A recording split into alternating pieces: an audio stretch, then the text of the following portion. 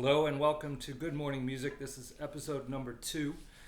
We're going to talk today about choosing the best performing arts school for you. In episode 1, I expressed my opinions about why I think no matter what you do in life, pursuing a degree in performing arts can be a good idea. And we discussed why you should, if you're considering it, to go ahead and try now. So this is along the same vein as episode 1, but today I'm speaking directly to the students and their families about how to choose the best performing arts school for you. And there's an associated WordPress article where I go into some detail. It's mainly geared for people that really want to perform. But in this episode, again, I just want to take a more global macro view of why I think it's a good idea and things that you can look for in a performing arts school that might identify really well for you. So for instance, let's say that you are interested in pursuing a degree in the performing arts. You're interested in dance or acting or music, or could be athletics or something like that. Anything that uses your body and your mind. In episode 1, we talked in some detail about why those skills are applicable. You know, the leadership skills, all the things that you learn, teamwork, self-reflection, brutal honesty, all those things that you can gain by pursuing a degree in the performing arts are useful for no matter what you do. Today is very specific about things to look for, and again, this is all my opinion, things that you can consider when searching out a good performing arts school for you.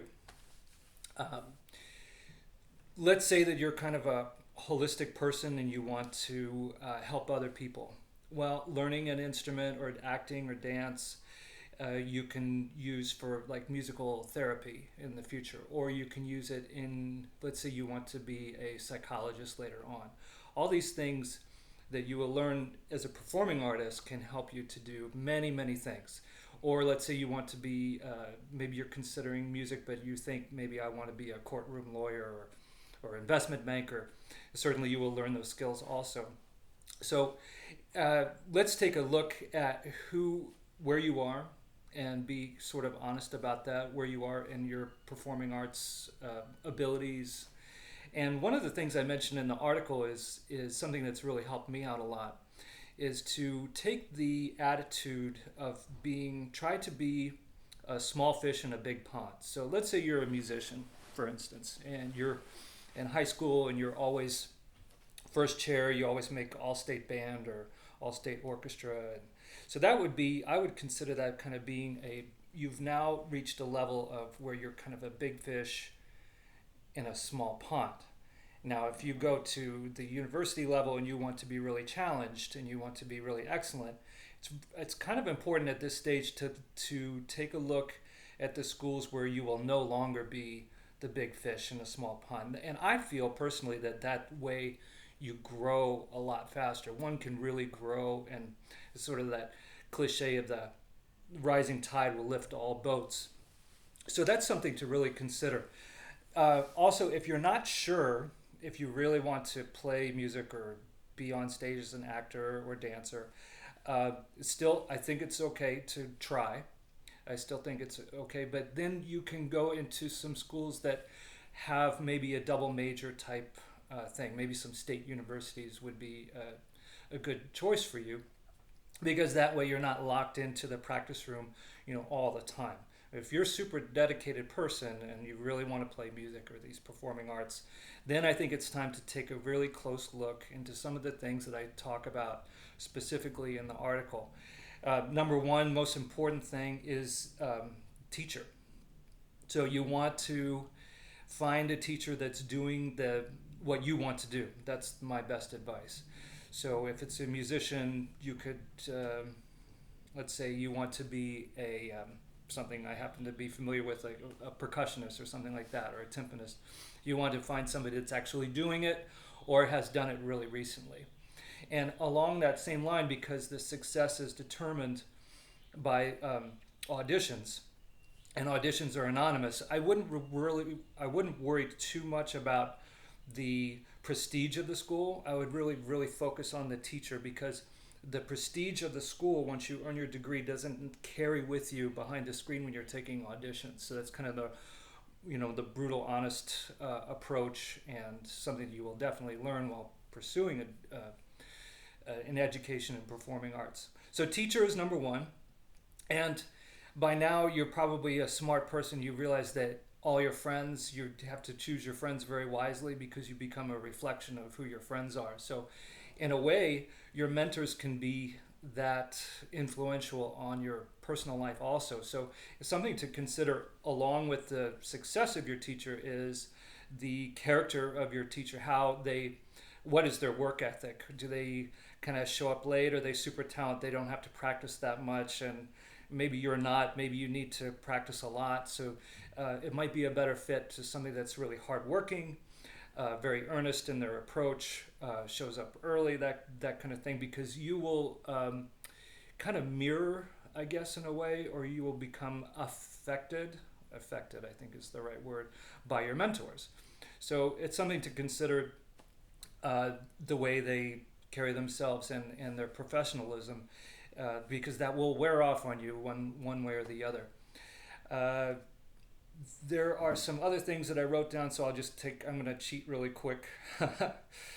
Current professionals that we just saw, recent successes. So if it's a performing arts thing, it would be good if your teacher had been through an audition in the last 10 years. I think that would be very, very helpful, because things change, and audition expectations can change. So in a way, I would call this sort of being in touch with the current scene.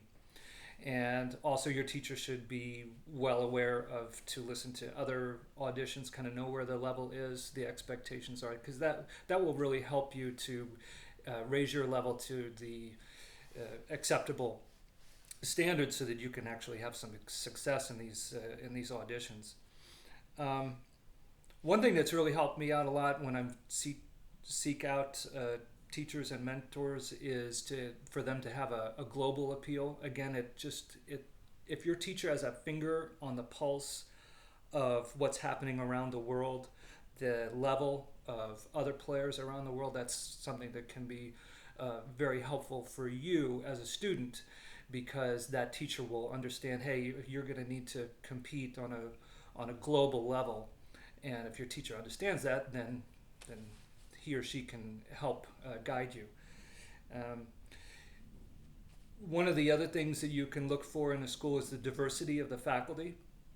So that goes without saying, men, women, ethnics, different people from all over the world. I think in the Chicago Symphony Orchestra, for instance, it's majority of, it seems like at least 50% of the people are not from the United States. So it's, and that's like in the heartland of America, Chicago, right?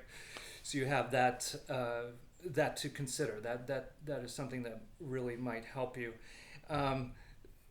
Leads by example. It's always good to have, in my experience, to have a teacher that's sort of a little bit not rah-rah, like you can do it, or I'll certainly be positive, but I think it's a quiet example. Leads by example certainly suits me really well, has helped me out a lot.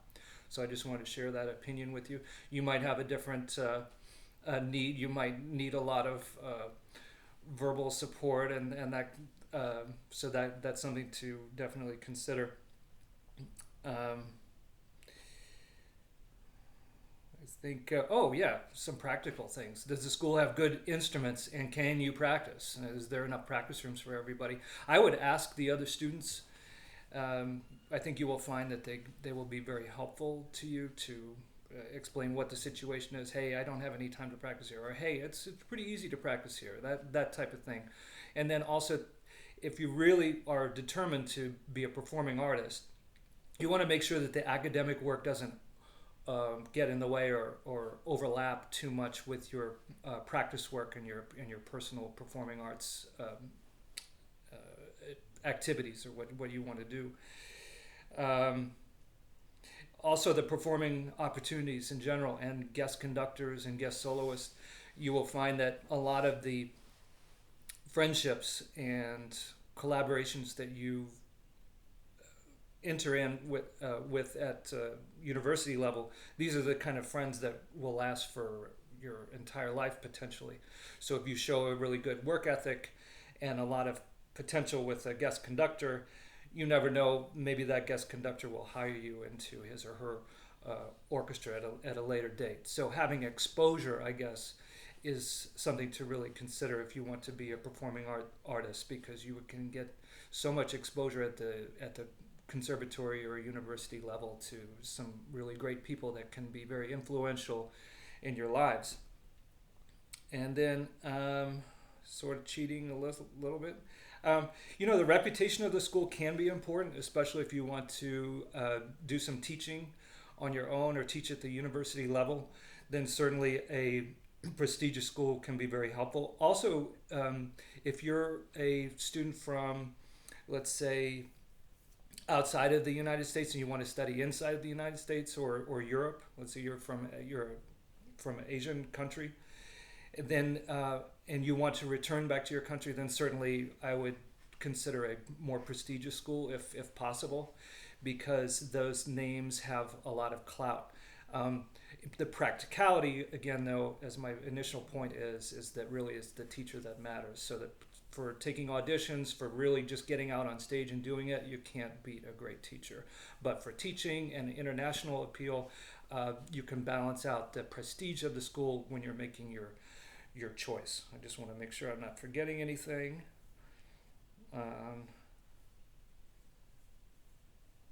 Yeah, I think everything is pretty much covered on the WordPress article. I'm just kind of scrolling through.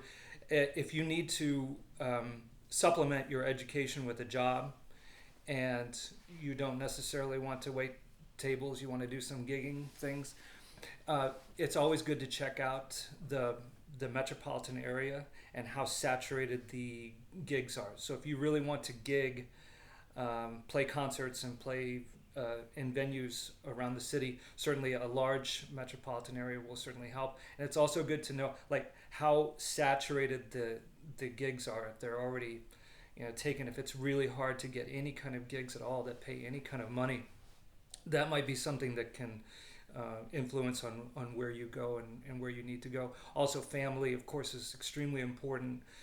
Maybe you're a religious person, you want to have a support group there, your religious community. So generally speaking, a large city, large metropolitan area can be very helpful for personal growth, spiritual growth, and of course your musical growth. So this is the end of episode 2. I hope that this will help you choose the right performing arts school for you. And in the next episode, episode 3, I'll probably talk about how to choose an instrument, or how to choose your the things that will help you become a really good performing artist.